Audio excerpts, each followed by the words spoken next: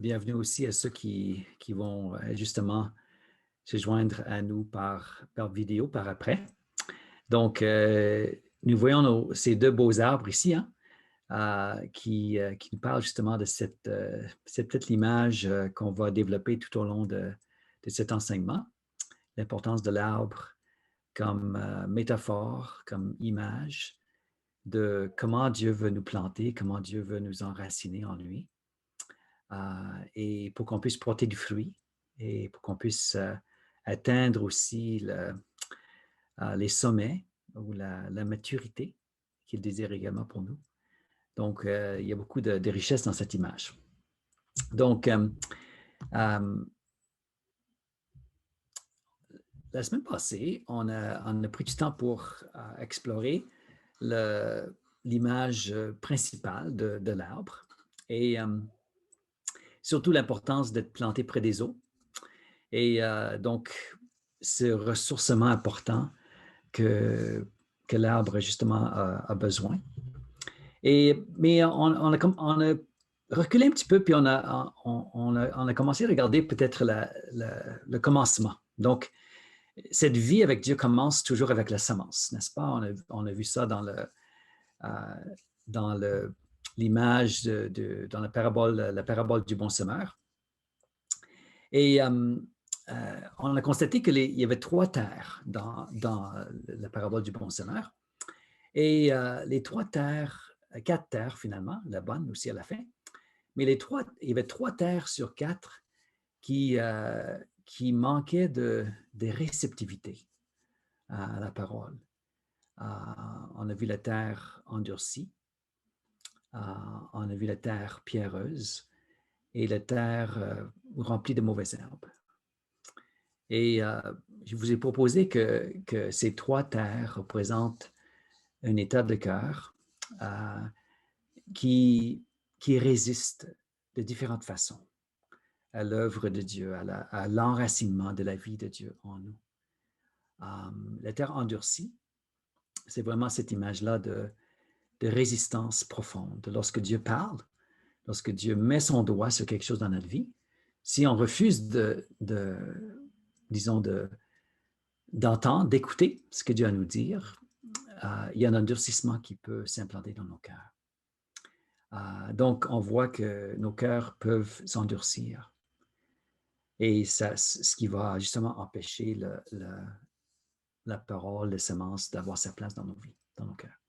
La deuxième terre est justement cette terre pierreuse et Jésus dit quelque chose de fascinant par rapport à cette terre. Il dit, cet homme-là, ou que ça représente, ou femme, c'est quelqu'un qui n'a pas de racines en lui-même. Et donc, ça, c'est le problème qu'on peut avoir dans notre vie chrétienne, de ne pas laisser Dieu aller dans les profondeurs, de ne pas laisser Dieu toucher à peut-être certains brisements, certains péchés, certaines attitudes, peut-être qui déplaisent à Dieu, qui empêchent Dieu de faire son œuvre dans la vie, mais il faut développer cette disposition à ce que Dieu fasse son œuvre profonde dans nous. Donc, si quelqu'un résiste à l'œuvre de Dieu, c'est de cette façon-là, c'est souvent quelqu'un qui va mettre toujours le blâme sur les autres, qui ne va pas accepter sa propre responsabilité, mais qui va dire, mais ce n'est pas mon problème, c'est le problème de quelqu'un d'autre, c'est le problème des circonstances. Donc, c'est quelqu'un qui n'a pas de racine en lui-même. Donc, c'est un empêchement à ce que l'œuvre de Dieu se fasse profondément dans nos cœurs. Et le troisième, c'était justement ce cœur préoccupé, plein de désirs, de distractions, la poursuite de l'argent, les soucis du siècle. En tout cas, Jésus en a parlé longuement. Et ce cœur-là est tellement partagé, tellement préoccupé que finalement, la vie de Dieu en elle, en lui, n'a pas sa place. Elle est comme étouffée, là. Donc, c'est trois images assez profondes.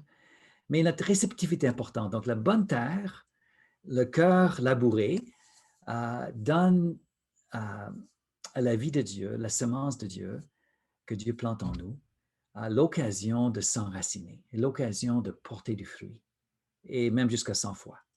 Donc, ou comme je parlais avec certaines de maïs, c'est jusqu'à 800 fois. Donc, c'est quand même extraordinaire. Donc, cette semence a tellement de potentiel dans nos vies, mais il faut qu'elle trouve aussi un cœur bien disposé. Donc, c'est ce qu'on a vu dans la parabole du semeur. Donc, on a vu cette image-là de l'arbre qui est comme notre image clé.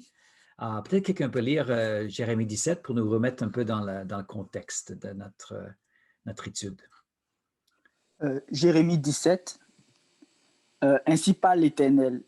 Maudit soit l'homme qui se confie dans l'homme, qui prend la chair pour appui et qui détourne son cœur de l'Éternel. Il est comme un misérable dans le désert et il ne voit point arriver le bonheur.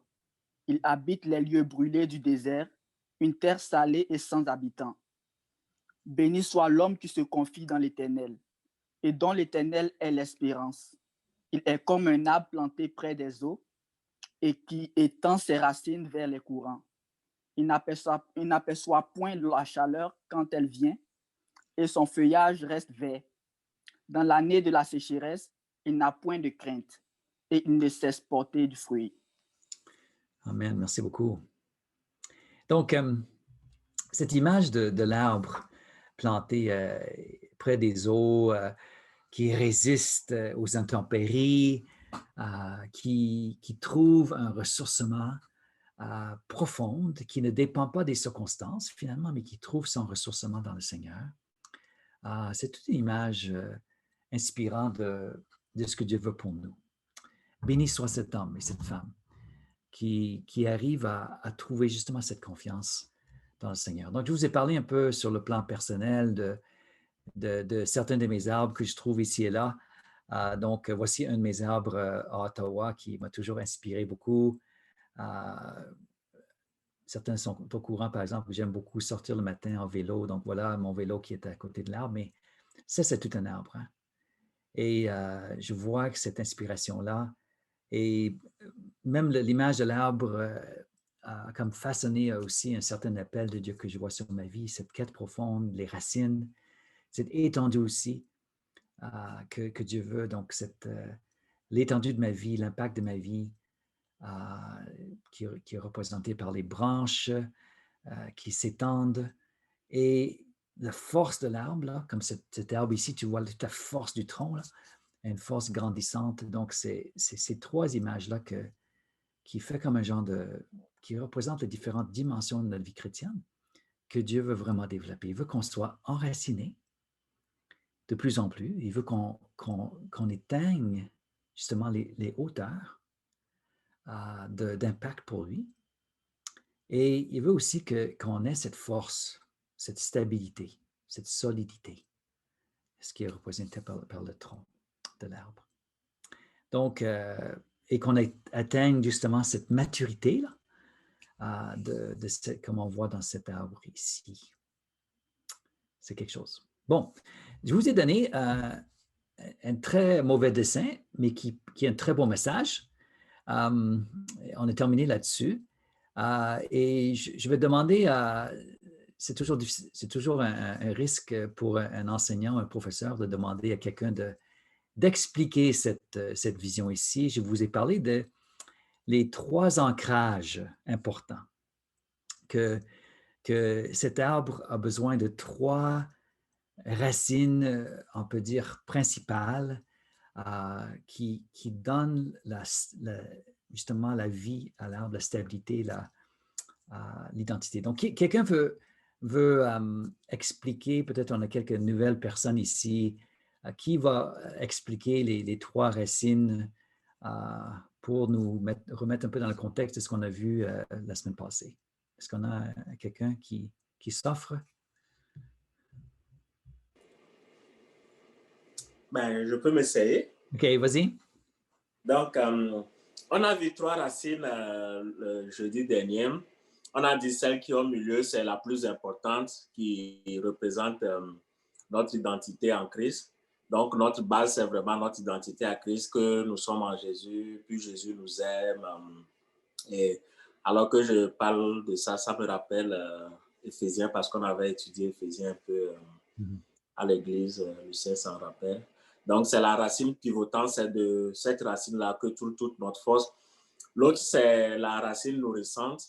Donc, le schéma avec l'eau dit, c'est là qu'on s'en va chercher tout ce qui est nourrissant.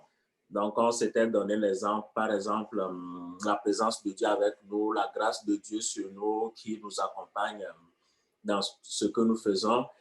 Et on a également vu la troisième racine, c'est la racine stabilisante qui est maintenant notre force en Christ. Donc, c'est ça qui va nous soutenir pour éviter, par exemple, les vents de la vie. Et ça a fait avec notre obéissance, d'obéir à la parole de Dieu, que ce soit dans la Bible ou bien les instructions personnelles que Dieu nous donne. C'est un peu ça. Merci, Germain. Bravo, l'étudiant. On va lui donner un A-. Est-ce que ça va? A-? OK. Donc, c'est juste quelques petits points aussi, peut-être par rapport à ces racines. Et on a vu, par exemple, que vraiment la sécurité se fait avec 3 racines, n'est-ce pas? Avec 3 points d'ancrage, là. Avec 2 points d'ancrage, nous sommes toujours un peu il y a certains risques qui est là. Donc, dans la vie chrétienne, il faut que nous ayons nos 3 points d'ancrage. Et cette question de mondanité, puis justement, ça, c'est la mine d'or ici. Donc, voilà pourquoi. Ça, c'est justement la mine d'or qu'on a ici. Donc, cette richesse de savoir qui je suis, ces eaux, ces rivières souterraines de sa grâce. Puis la grâce de Dieu n'est pas juste la faveur non méritée, mais c'est la présence de Dieu, c'est la vie que Dieu donne, c'est l'abondance que Dieu donne à ma vie, donc la nourriture de ma vie. Et cette stabilité qui vient avec l'obéissance. Donc, l'obéissance du chrétien est vraiment sa force. Donc, avec la racine stabilisante, avec la racine pivotante de mon identité, avec la racine nourrissante de la grâce de Dieu, je peux alimenter cette croissance de ma vie. Et je peux avoir cette stabilité, cet ancrage, et je peux marcher vers la maturité. Mais si un chrétien manque ces racines-là, c'est sûr que son arbre est fragile et il risque de ne pas résister aux intempéries et aux tentations qui viennent dans la vie chrétienne. Bon, merci beaucoup. Donc, ce soir, on va regarder les 3 engagements qui nourrissent notre croissance spirituelle. Donc, voilà un peu notre thème de ce soir. Et on va regarder la vie de Jésus. On va voir, mais qu'est-ce que Jésus a fait pour enraciner sa vie avec Dieu? Donc, on va regarder un échantillon de versets ou d'exemples dans sa vie. Mais avant d'aller là, peut-être juste quelques courts partages de votre part. Donc, quels sont les engagements ou pratiques chrétiennes qui vous aident le plus à grandir dans votre vie?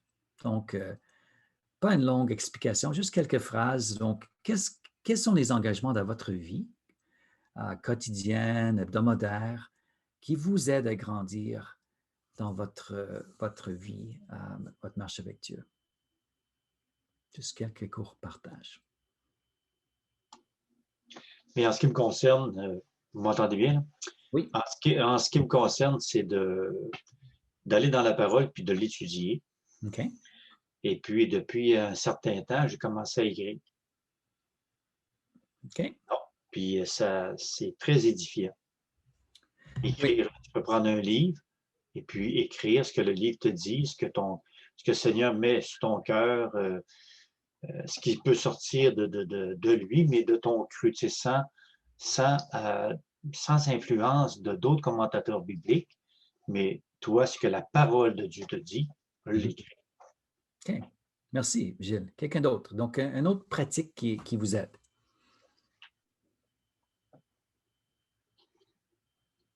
Quelqu'un?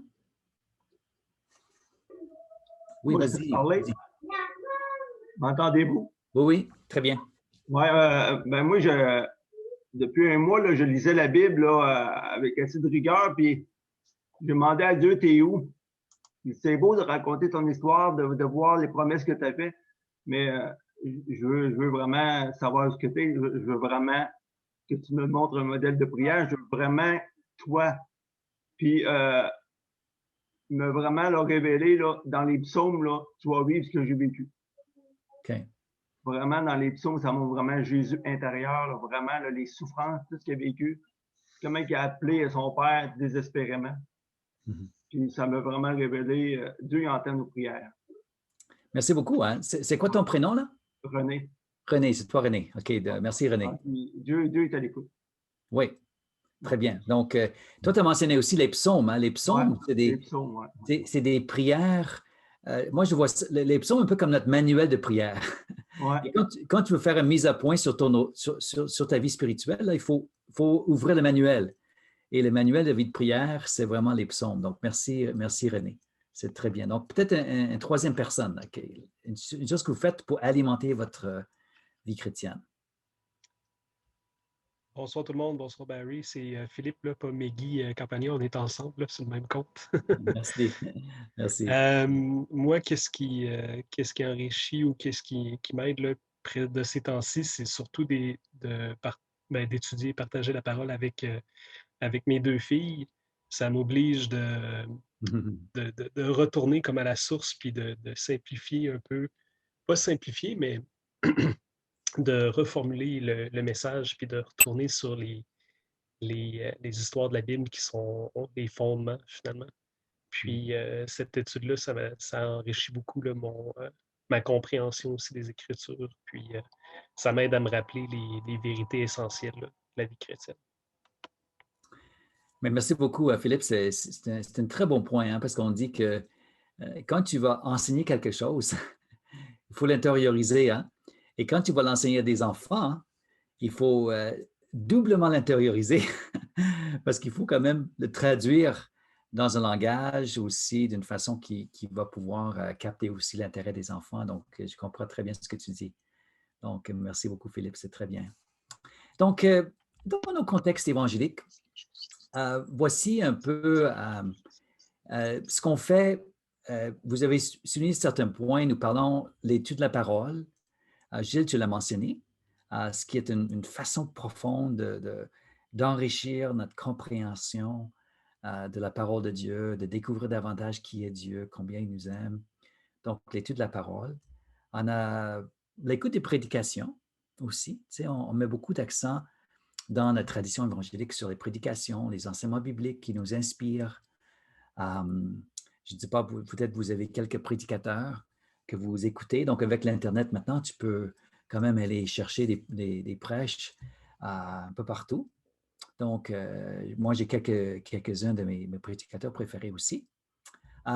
Les temps de louange aussi, la louange, hein, on n'a pas mentionné, mais sans doute quelqu'un aurait pu mentionner la louange, écouter peut-être la musique chrétienne ou avoir nous-mêmes nos propres chants d'adoration que nous offrons à Dieu comme une offrande. Les temps intimes et personnels dans la parole de Dieu, donc le temps de silence devant Dieu, dans sa parole, l'écoute, méditation de la parole de Dieu, l'assistance au culte aussi le dimanche. Donc, c'est des différentes façons que dans nos contextes évangéliques, nous avons alimenté notre vie chrétienne. Donc, ce que je veux vous proposer ce soir, c'est de bonnes choses. On peut dire, voilà un peu notre... Si on prend l'image, on met la table, voici nos mets évangéliques, là, nos assiettes, disons, évangéliques que nous proposons aux gens. Mais je pense qu'il y a... Oui, pardon. Excuse-moi, j'ai une question avant que tu ne... C'est quoi la différence entre l'étude de la parole et le temps intime et personnel dans la parole? On va arriver à ça. Quand on parle de la différence entre la lecture d'études et la lecture de méditation, je vais essayer de faire une petite différence entre les deux. Là. Mais il y a une complémentarité là, mais on va en parler davantage un peu plus tard. Donc, merci pour la bonne question, mais on arrive là un peu plus tard. Ça va? Donc, prenons du temps maintenant pour regarder à l'exemple de Jésus. Donc, ceux qui toute notre inspiration vient de Jésus. Donc, Jésus est notre Seigneur, notre Sauveur, mais il est aussi notre modèle. Il est aussi notre inspiration. Donc, une chose que Dieu fait, une des grâces que Dieu nous fait, est justement de nous donner Jésus, mais de nous donner aussi ce récit de sa vie. Comment il a marché avec Dieu, comment il a exercé son ministère. Et nous trouvons là toute une inspiration pour nous, pour comment nous pouvons nous-mêmes être à sa ressemblance. Donc, on va lire quelques versets tirés de l'exemple des évangiles qui parlent de Jésus. Donc, quelqu'un veut lire un assez long passage ici, en Luc chapitre 2. Quelqu'un, s'il vous plaît. Mais ne l'ayant pas trouvé, ils retournèrent à Jérusalem pour le chercher. Au bout de 3 jours, ils le trouvèrent dans le temple, assis au milieu des docteurs, les écoutant et les interrogeant. Tous ceux qui l'entendaient étaient frappés de son intelligence et de ses réponses. Quand ses parents le virent, ils furent saisis d'étonnement, et sa mère lui dit, « Mon enfant, pourquoi as-tu agi de la sorte avec nous? Voici, ton père et moi, nous te cherchons avec angoisse. » Il leur dit, « Pourquoi me cherchiez-vous? Ne saviez-vous pas qu'il faut que je m'occupe des affaires de mon père? » Mais ils ne comprirent pas ce qu'il leur disait. Puis il descendit avec eux pour aller à Nazareth. Il leur était soumis. Sa mère gardait toutes ces choses dans son cœur. Et Jésus croissait en sagesse, en stature et en grâce, devant Dieu et devant les hommes. C'est un beau passage. Hein? Je ne sais pas comment vous le trouvez, là, mais c'est vraiment spécial. On voit Jésus, un jeune homme de 12 ans, un jeune adolescent finalement de 12 ans.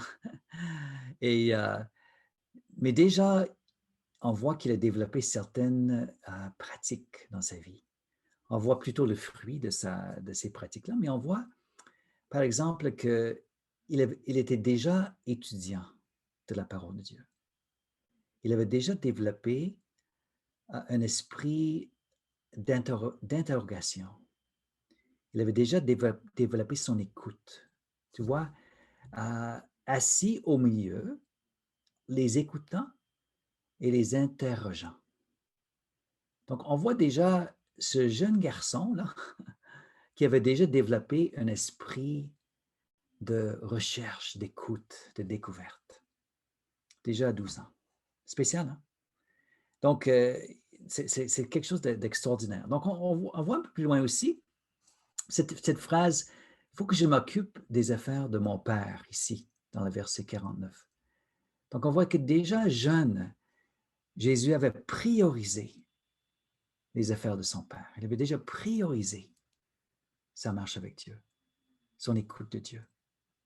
Et donc, et même la dernière phrase, il croissait en sagesse, en stature et en grâce devant Dieu et devant les hommes.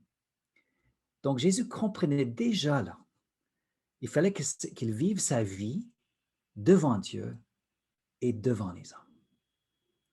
Donc, sa vie chrétienne n'était pas juste, sa vie avec Dieu n'était pas juste une vie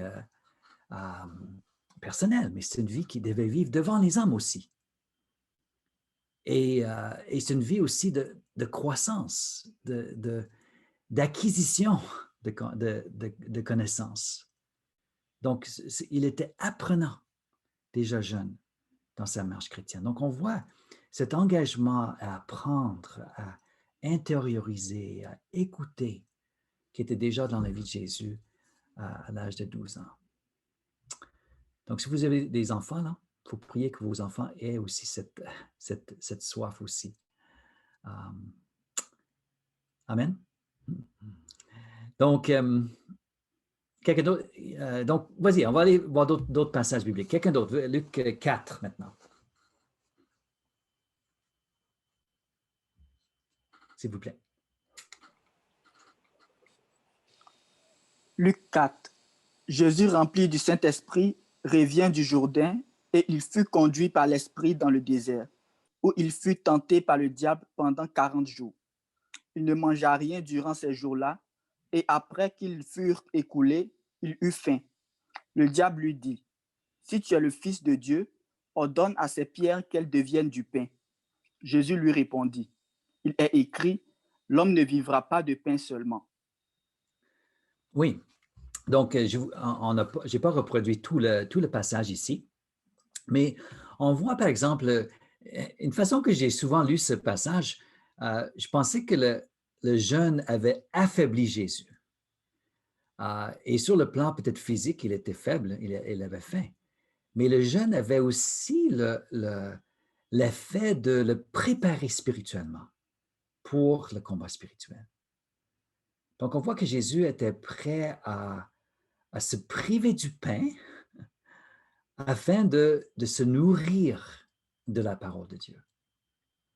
Puis on voit dans cet exemple ici, même il est entré dans le combat spirituel, mais il a su comment se préparer pour le combat spirituel. Il a su comment intégrer le jeûne dans sa vie. Il a su comment intégrer la parole de Dieu aussi, avec sagesse, parce que un peu plus tard, comme vous le savez, là, Satan lui-même citait un passage biblique, hors contexte, n'est-ce pas, pour amener Jésus à poser un geste qui aurait pu l'éloigner du Père. Finalement, c'est une tentation, un suicide qui fait là à Jésus, en tout cas juste en passant. Mais c'est quand même quelque chose de profond que Jésus avait intégré dans sa vie, cette pratique du jeûne et aussi cette intériorisation de la parole de Dieu dans sa vie. Donc, voilà, c'est quelque chose de profond qu'on voit, la place du jeûne et de sa façon de maîtriser, écouter la parole de Dieu. Bon, Marc chapitre 1, un autre lecteur, s'il vous plaît.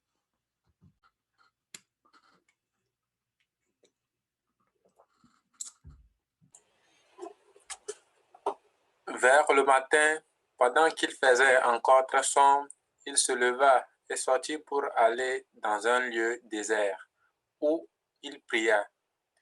Simon et ceux qui étaient avec lui se mirent à sa recherche.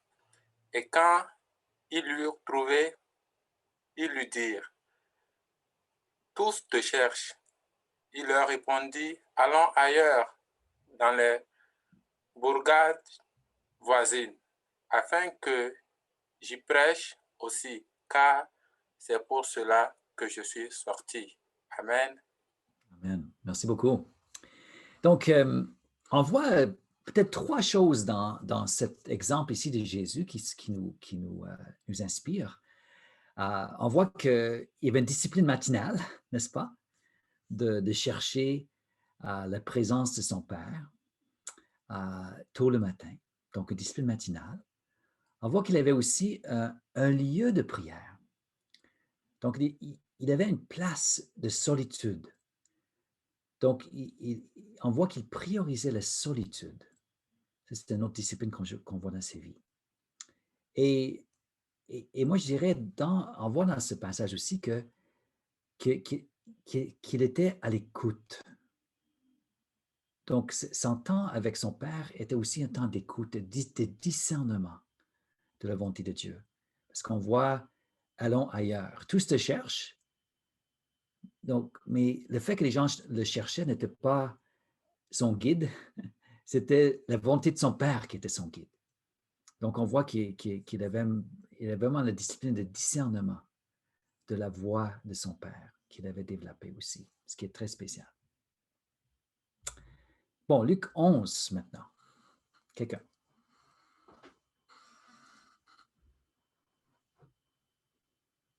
Jésus priait un jour à un certain lieu. Lorsqu'il eut achevé, un de ses disciples lui dit, « Seigneur, enseigne-nous à prier comme Jean l'a enseigné à ses disciples. » Il leur dit, « Quand vous priez, dites, Père, que ton nom soit sanctifié, que ton règne vienne. Donne-nous chaque jour notre pain quotidien. Pardonne-nous nos péchés, car nous aussi, nous pardonnons à quiconque nous offense et ne nous induis pas en tentation. » OK, donc on voit deux choses dans cet exemple. On voit que, encore, un certain lieu. Donc, ce que je trouve spécial avec Jésus, il avait ses lieux de prière, un endroit où il pouvait chercher son Père. Et moi, je crois que c'est important. Et personnellement aussi, je pense que c'est important pour nous aussi d'avoir nos lieux de prière. Peut-être une place justement dans ta maison, ou moi je dirais, moi ce que j'aime beaucoup, c'est des places dehors, à l'extérieur, qui peut devenir des lieux de prière, des lieux de rencontre avec le Seigneur. C'est sûr, à -20, c'est plus compliqué là, au Québec, là, mais voilà, quand même. Donc, on voit qu'il avait un lieu de prière. Et on voit aussi que sa prière était assez importante, que ses disciples le voyaient là. Donc, la discipline de prière dans la vie de Jésus était assez importante que ses disciples l'ont remarqué là. Et c'est enseigne-nous à prier. Il dit, nous aussi, nous voulons être comme toi. Donc, la vie de prière de Jésus était quelque chose de visible, quelque chose d'évidente dans sa vie. Donc, c'est aussi un encouragement pour nous. Puis on dirait aussi que la vie de prière de Jésus, que Jésus avait aussi développé une structure dans sa prière avec différents éléments. Donc, on voit les grandes lignes du Notre Père ici, qui est une version réduite un peu qu'on retrouve en Luc. Mais donc, il y avait quand même une structure développée dans la vie de prière de Jésus, qu'il a enseigné à ses disciples et qui nous enseigne aussi. Donc, une des disciplines, ce n'est pas juste de prier, mais c'est aussi d'apprendre à prier. Puis d'avoir une structure dans notre vie de prière. Pas juste de prier comme bon nous semble, mais d'avoir quand même une structure dans nos vies de prière, ce qui est important aussi. Donc, on voit l'exemple de Jésus. Donc, on avance. Luc 6. Quelqu'un?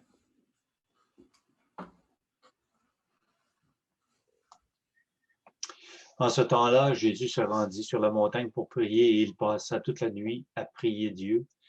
Quand le jour parut, il appela ses disciples et il en choisit 12, auxquels il donna le nom d'apôtres. Donc, nous voyons une autre dimension de la vie de Jésus, de la vie spirituelle de Jésus, sa vie de prière. Et on peut appeler ça la veille de prière ou le vigie, où il passe toute une nuit dans la prière. Et on voit seulement deux exemples dans la vie de Jésus où il a fait ça. On voit ici, avant de choisir ses disciples. Et l'autre exemple, c'est justement dans le jardin de Gethsémani, où il a veillé et prié dans la nuit.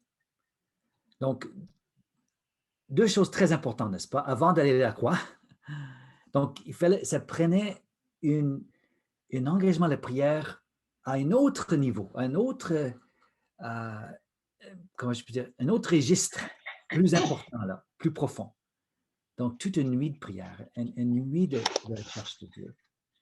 Donc, on voit ça dans la vie de Jésus, par exemple, il savait comment persévérer dans la prière et lutter dans la prière. Et ça, c'est quelque chose de très profond. Donc, on va lire aussi sur l'autre exemple, en Marc 14, là, de ce combat de prière que Jésus a livré. Donc, quelqu'un, s'il vous plaît.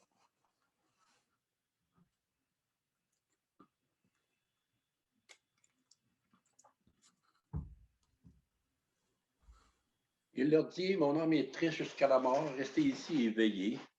Puis, ayant fait quelques pas en avant, ils se jetèrent contre terre et prièrent que, s'il était possible, cette heure s'éloigne de lui. Il disait, Abba, Père, toutes choses sont possibles, éloigne de moi cette coupe. Toutefois, non pas ce que je veux, mais ce que tu veux. Et il vint vers les disciples, les trouvant endormis, et il dit à Pierre, Simon, tu dors, tu n'as pu veiller 1 heure. Veillez et priez afin que vous ne tombiez pas en tentation. L'esprit est bien disposé, mais la chair est faible. Il s'éloigna de nouveau et fit la même prière. Il revint et les trouvant encore endormis, car leurs yeux étaient appesantis. Ils ne surent que lui répondre. Il revint pour la 3e fois et il leur dit, Dormez maintenant et reposez-vous. C'est assez, l'heure est venue. Voici, le Fils de l'homme est livré aux mains des pécheurs. Donc, cette discipline qu'on voit dans la vie de Jésus ici, de préparer sa vie, son cœur pour la croix, pour l'épreuve qui venait. Donc, cette persévérance dans la prière, cette intimité avec son Père, même le simple fait qu'il, 3 reprises, il prie la chose. Donc, c'est une façon il parle justement de la persévérance dans la prière. Le fait qu'il le fait 3 fois, là, ça veut dire que ça parle de la persévérance dans la prière. Donc, on voit que Jésus avait cette capacité, cette discipline de persévérance dans la prière qui est assez spéciale. Donc, quel exemple il nous donne? Donc, je voulais justement qu'on fasse un petit survol de la vie de Jésus parce qu'il est notre inspiration. Et même plus que ça, parce que maintenant, il vit en nous par son esprit, n'est-ce pas? Donc, il veut nous amener aussi à développer certaines pratiques, certaines disciplines dans notre vie pour qu'on soit davantage comme lui, pour qu'on soit, même son désir de former ses disciples, n'est-ce pas? Pierre, Jacques et Jean, là, il voulait qu'eux aussi, ils puissent apprendre à veiller dans la prière. On voit, par exemple, qu'ils n'ont pas réussi l'examen. Là. Mais voilà. Donc, une petite question pour nous. La place de la discipline et de l'effort dans la vie chrétienne. Donc, c'est une question un peu controversée pour nous évangéliques parce que nous sommes le peuple de la grâce de Dieu. Nous parlons beaucoup de la grâce de Dieu. Et souvent, la grâce de Dieu peut devenir peut-être, c'est pas une très bonne théologie, là, mais peut devenir une excuse pour ne pas mettre de l'effort dedans. On va demander à Dieu de faire ce qu'on ne peut pas faire, non pas parce qu'on n'a pas le temps de le faire ou parce qu'on n'a pas le cœur de le faire, mais il y a quand même une place importante dans la vie chrétienne pour la discipline et l'effort. Donc, voici un passage. Quelqu'un va lire ça pour nous. Sa divine puissance nous a donné tout ce qui contribue à la vie et à la piété, au moyen de la connaissance de celui qui nous a appelés par sa propre gloire et par sa vertu. Celle-ci nous assure de sa part les plus grandes et les plus précieuses promesses, afin que par elles, vous deveniez participants de la nature divine, en fuyant la corruption qui existe dans le monde par la convoitise.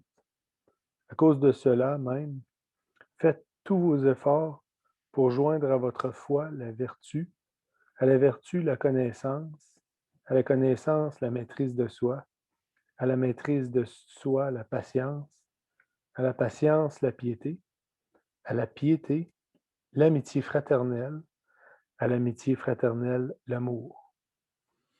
Merci, Benoît.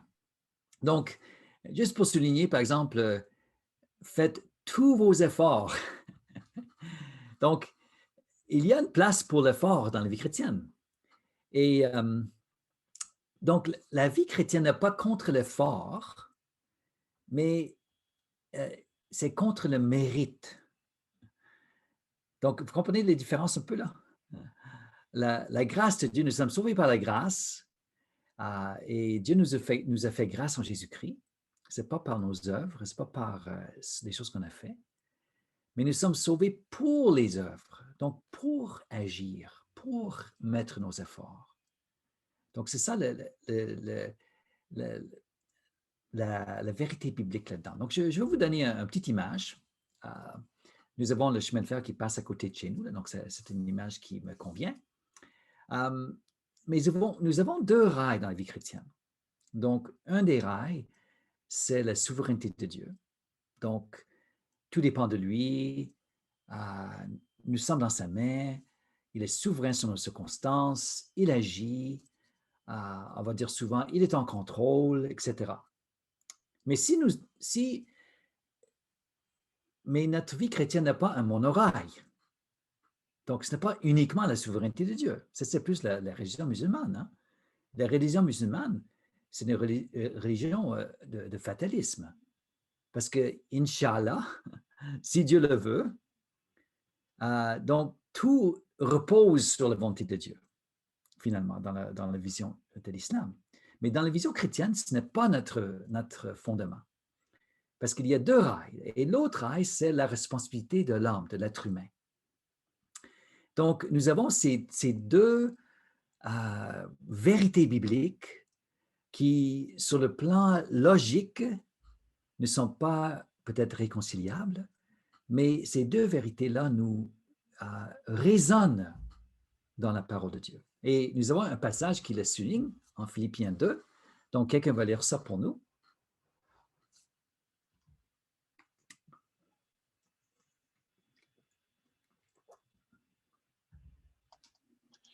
Ainsi, mes bien-aimés, comme vous avez toujours obéi, mettez en œuvre votre salut avec crainte et tremblement. Non seulement comme en ma présence, mais bien plus encore maintenant que je suis absent. Car c'est Dieu qui produit en vous le vouloir et le faire selon son bon plaisir. OK. Donc, mettez en œuvre, mettez en action votre salut. Donc, c'est très actif, hein? C'est un verbe d'action, là. Ce n'est pas quelque chose de passif, là. C'est quelque chose de très actif. Même avec crainte et tremblement, donc ça veut dire que c'est très sérieux notre affaire. Ce n'est pas juste si ça me tente, là. Mais cette obéissance, cette mise en œuvre de mon salut, c'est quelque chose à laquelle nous sommes appelés. Mais là, il dit, car c'est Dieu qui produit en vous le vouloir et le faire. Donc, en d'autres mots, je ne peux pas me vanter de le fait que je mets en œuvre mon salut, parce que c'est Dieu qui m'a donné la capacité de mettre en œuvre mon salut. Tu vois? C'est Dieu qui a produit en moi et le désir et la capacité, selon son bon plaisir. Vous voyez un peu la synergie entre les deux choses, là? Moi, je mets en œuvre mon salut, mais je dis merci de cette capacité que tu m'as donnée, Seigneur, de mettre en œuvre mon salut. Parce que c'est toi qui m'as donné le goût de le faire et c'est toi qui me donne la capacité de le faire. Donc, même en mettant en œuvre, même en mettant en action mon salut, je ne peux pas me frotter le dos, là, me flatter, là, parce que c'est Dieu qui a mis ça en moi, cette capacité-là. Vous voyez un peu, l'effort est là, tout en reconnaissant que cet effort-là, Dieu m'a donné la capacité de le faire. Dieu m'a donné le désir de le faire. Donc, je dis, merci Seigneur de me donner cette capacité de t'obéir. Et je vais encore t'obéir davantage à cause de ça. Est-ce qu'il y a un commentaire ou une question sur ce passage ou sur des choses qu'on vient de voir avant qu'on aille un peu plus loin?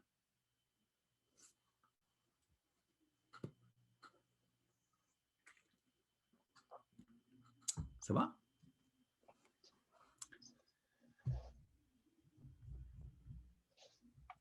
OK. Donc, on va aller maintenant, je vais vous présenter ce petit schéma ici. Et comme Benoît va vous envoyer ces notes quand même, vous pouvez garder ça pour vous-même. Mais ça, c'est quelque chose que je trouve bien. Et ça nous montre que pour arriver à la maturité ici, il y a trois étapes ou trois engagements qui conduisent à la maturité. Donc, premièrement, ça prend une vision. Donc, une chose, par exemple, qu'on vient de faire, on vient de regarder la vie de Jésus, on voit sa vie de prière, on voit sa vie d'intimité avec son Père, on voit sa persévérance, son discernement. Quel exemple pour nous? De quelle vision Jésus nous donne? Donc ça, c'est extraordinaire. Et on peut dire aussi que si vous avez dans votre vie aussi des chrétiens qui vous inspirent et vous dites, mais moi, je veux être comme lui, là, quand je suis grand ou quand je suis mature. Ça nous inspire. Donc, voilà, la vision est importante. À quoi Dieu m'appelle dans ma vie? Ça veut dire quoi être transformé en ton image? Donc, ça prend premièrement une vision. Le deuxième élément que ça prend, c'est justement l'intention, la volonté. Il faut qu'il y ait un désir vers la maturité. Si je suis content là où je suis, de rester là où je suis, sans grandir, sans vivre d'autres transformations dans ma vie chrétienne, finalement, Dieu ne me forcera pas là. Je ne serai pas transformé par osmose là. Juste le fait de me tenir avec des chrétiens et tout ça, si je n'ai pas d'intention, pas de volonté, je ne peux pas arriver à la maturité. Et le troisième élément est justement les moyens. Donc, les pratiques, les choses concrètes que je fais. Donc, c'est intéressant quand même quand des disciples ont demandé à Jésus, mais enseigne-nous à prier. Donc, les disciples avaient la vision de Jésus en prière qui les inspirait. Puis ils ont dit, enseigne-nous. Ils ont dit, moi aussi, je veux apprendre à prier. Et qu'est-ce que Jésus a fait? Il a donné un moyen. Il a donné une structure à la prière. Il a donné un guide pour les aider à prier. Donc, tu vois que Jésus était conscient que les disciples avaient besoin justement de ces trois éléments pour arriver à la maturité. Finalement, qui peut conduire aussi à ce que j'accomplisse mon appel, ma destinée en tant que chrétien. Donc, vim veut dire en anglais avoir beaucoup d'énergie. Donc, ça va un petit peu avec l'acrostique qui est là. Commentaire là-dessus, questions sur ces trois éléments qui contribuent à la maturité?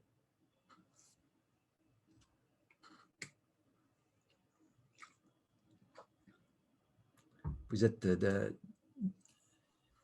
oui, merci. Moi, René. Barry, peut-être Oui.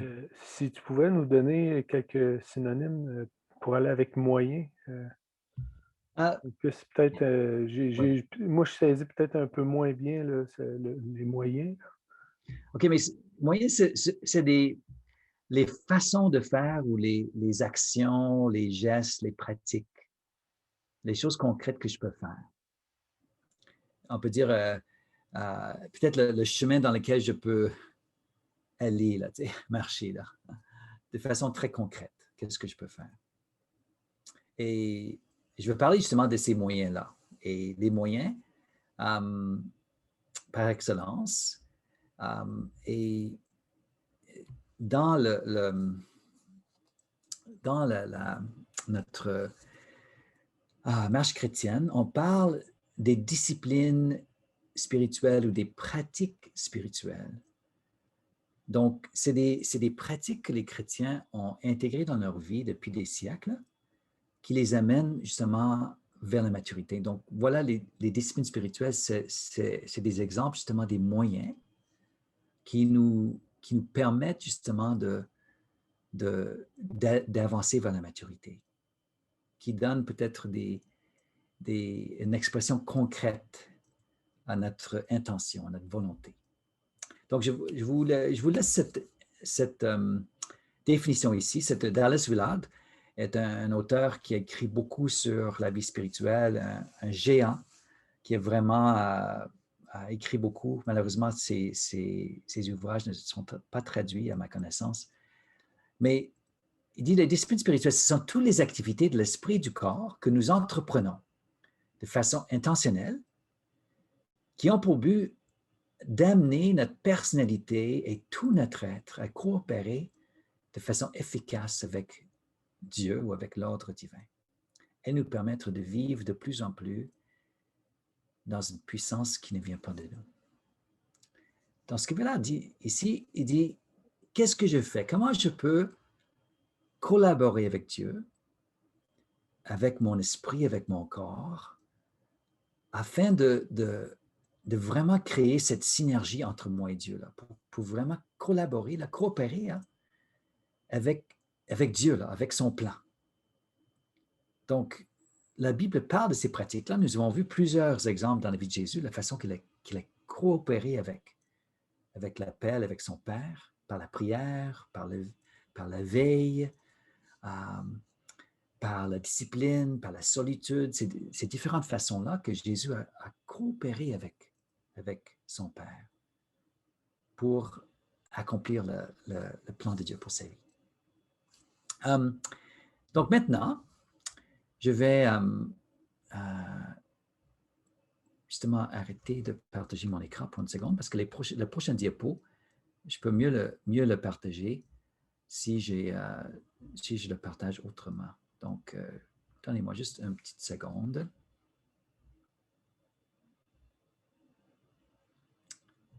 OK. Juste une seconde.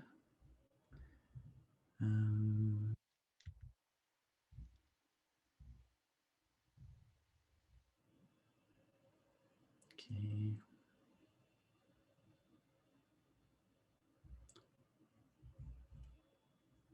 All right.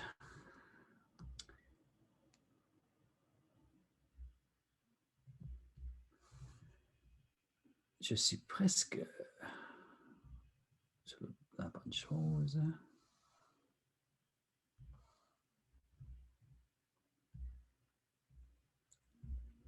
OK.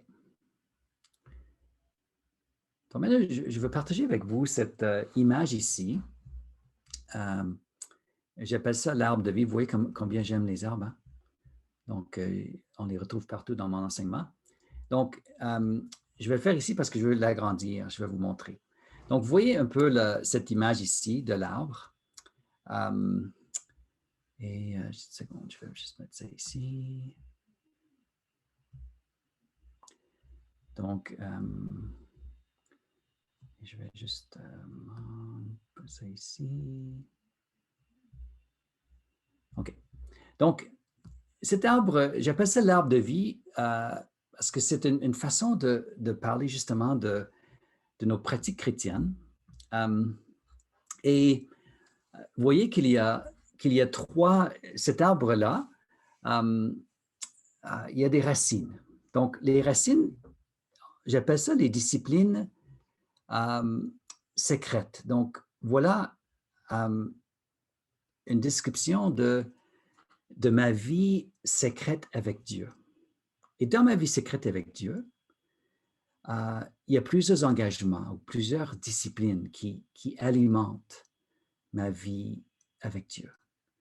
Et la racine pivotante qui est ici, c'est vraiment la prière. Donc, et tous ces engagements, les mots que je mets ici, là,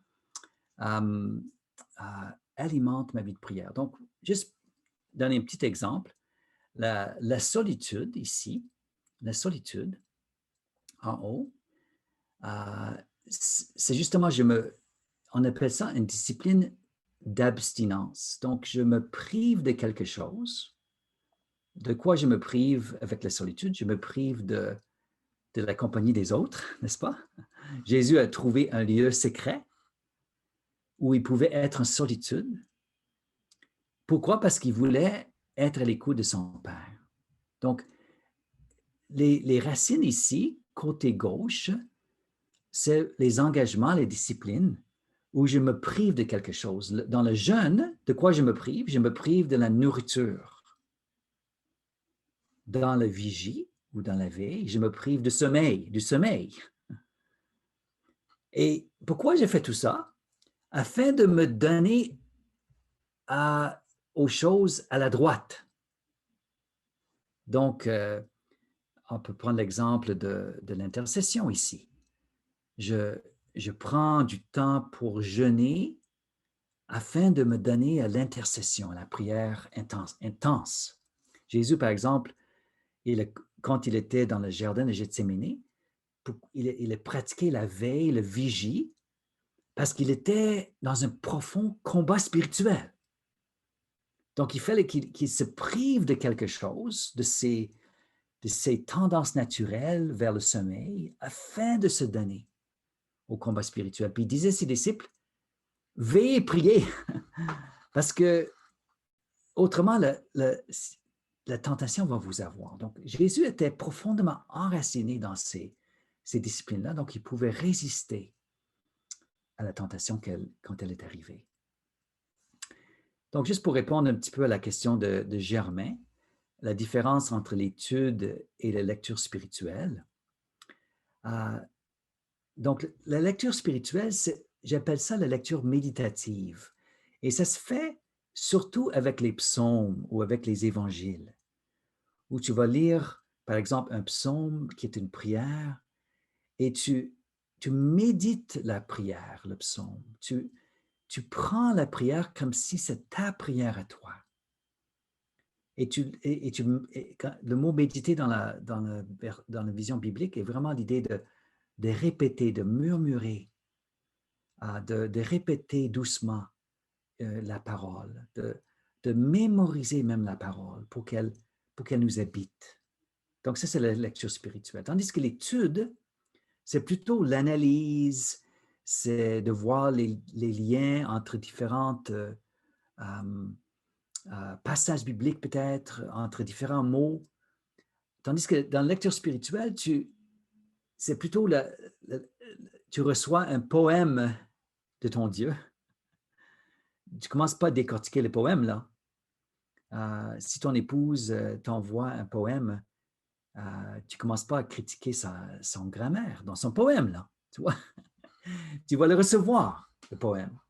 Donc, la lecture spirituelle, tu es dans une attitude, non pas d'analyse, mais une attitude de recevoir une parole qui vient de ton bien-aimé. Ça, c'est la lecture spirituelle.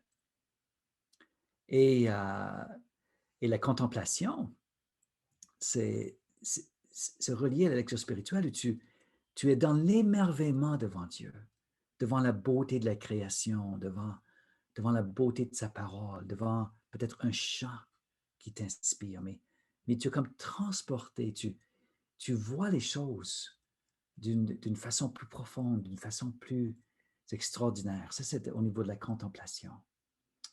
Et, mais tous ces engagements ici à droite deviennent possibles à cause des engagements à gauche. Donc, tu te prives de quelque chose ici afin de vous donner afin de te donner aux choses à droite, aux engagements à droite. D'accord? Bon, question, là. Merci de poser vos questions, là. Clarification là-dessus. Comment vous trouvez ça? J'ai une question. Oui, René. Germain avant, oui. Et après ça, ah, OK. Après solitude, il y a simplicité. Oui. Qu'est-ce que ça veut dire, simplicité? Mais ça veut dire, par exemple, que des fois, il faut enlever peut-être certaines choses qui nous distraient. Parce qu'on veut éviter la distraction. Donc, la simplicité, c'est l'inverse de la complexité. Donc, tu veux peut-être, ça veut dire quelque chose d'aussi, peut-être d'aussi simple que d'avoir une journée par semaine, là, où tu fermes ton téléphone, là, intelligent, où tu vas lire ta Bible. Mais une simplicité, c'est l'inverse de la complexité. Donc, la complexité aurait tendance à nous distraire. Donc, par la simplicité, nous créons de l'espace dans notre vie. C'est relié à la solitude, mais c'est dans ce sens-là. Je ne sais pas si ça clarifie un petit peu, Germain? Pas vraiment? Non. Mais juste un petit exemple. Là, souvent, la technologie, là, c'est l'inverse de la simplicité. Okay. Et de la simplicité volontaire. Hein? Il faut être volontaire dans la simplicité. Il y en a qui dégagent toutes les choses qui peuvent les distraire, mais pour se limiter à l'essentiel. Mm-hmm. Au lieu d'être 25 000 préoccupations, là, ben regarde, prends-en 2, là, puis ça va te laisser du temps pour d'autres choses. Ouais. Mais moi, je pense que nous avons l'exemple biblique du sabbat, n'est-ce pas, que les Juifs ont pratiqué, là. Et ils voulaient simplifier leur vie.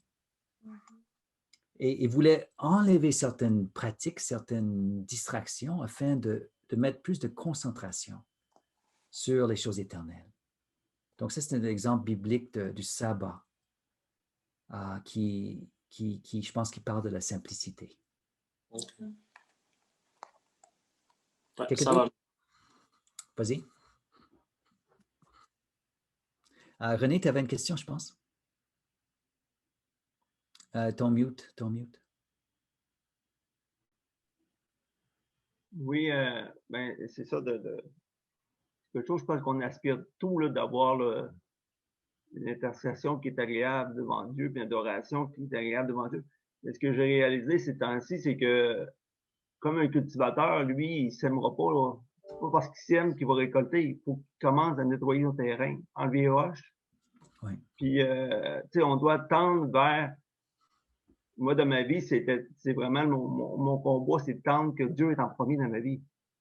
Ma fille, si elle a besoin de moi, oui, je peux lui donner des réponses, je peux l'aider, mais c'est pas elle qui va être en première dans ma vie. Tu sais, mon téléphone, j'ai de la misère avec.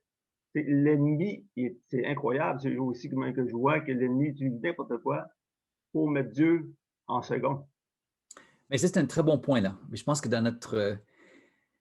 même de faire attention à ce qu'on écoute, de faire attention à ce qu'on regarde, afin de garder notre cœur tendre, réceptif là, à sa parole, à sa volonté. Mais une chose que je veux souligner aussi, que tous ces engagements ici, toutes ces racines alimentent la vie de prière. Donc, finalement, tout ce que nous faisons, c'est justement afin d'alimenter cette vie de prière qui, elle, va justement alimenter tout l'arbre. Vous savez qu'il y a un deuxième focus de l'arbre, là. Il y a tous les feuillages en haut. Et ça, c'est les disciplines, les engagements que nous prenons les uns avec les autres. Ça, on appelle ça des disciplines corporelles, des disciplines pratiquées ensemble, visibles. Et pour prendre l'image de l'arbre, c'est tout comme les feuillages reçoivent le soleil, n'est-ce pas? Et justement, par le processus compliqué de la photosynthèse, n'est-ce pas? Ils traduisent les rayons du soleil en énergie pour l'arbre. Donc, l'arbre n'a pas uniquement besoin des racines, l'arbre aussi a besoin du feuillage. Et donc, la façon, ma métaphore ici, c'est quand nous pratiquons ces disciplines ensemble, les uns avec les autres, nous ouvrons nos vies au soleil de la présence de Dieu qui brille par nos frères et sœurs. Par exemple, quand tu ouvres ta maison à l'hospitalité, une fois que la COVID est passée, là, quand tu ouvres ta maison à l'hospitalité et tu ouvres ton cœur pour accueillir les autres, tu reçois en même temps au nom de Jésus, puis cette personne-là peut véhiculer la présence de Dieu dans ta maison. Si ton cœur est là, tu vois ça comme tu le fais pour Dieu. Et donc voilà, un exemple, tu prends la discipline de la confession, confessez vos péchés les uns aux autres, priez les uns pour les autres afin que vous soyez guéris. Donc on voit quand il y a cette ouverture les uns aux autres, et vous pratiquez ça avec un noyau peut-être d'amis proches, vous pratiquez la confession, la transparence dans vos relations les uns avec les autres, qu'est-ce que vous faites? Vous vous ouvrez à la guérison qui vient de Dieu. Parce que quand nous pratiquons ces disciplines ensemble, le soleil de la présence de Dieu brille sur nous et notre croissance spirituelle peut avancer. Et voilà, on va regarder davantage la semaine prochaine à ces feuillages en haut. Donc, voilà notre thématique la semaine prochaine. Donc, peut-être ce qu'on peut faire, Benoît, c'est peut-être d'arrêter l'enregistrement là. Peut-être on peut juste avoir, si vous avez encore quelques questions, commentaires. Et merci pour suivre cet enseignement. Puis la phase 2 de l'arbre, on va le regarder la semaine prochaine.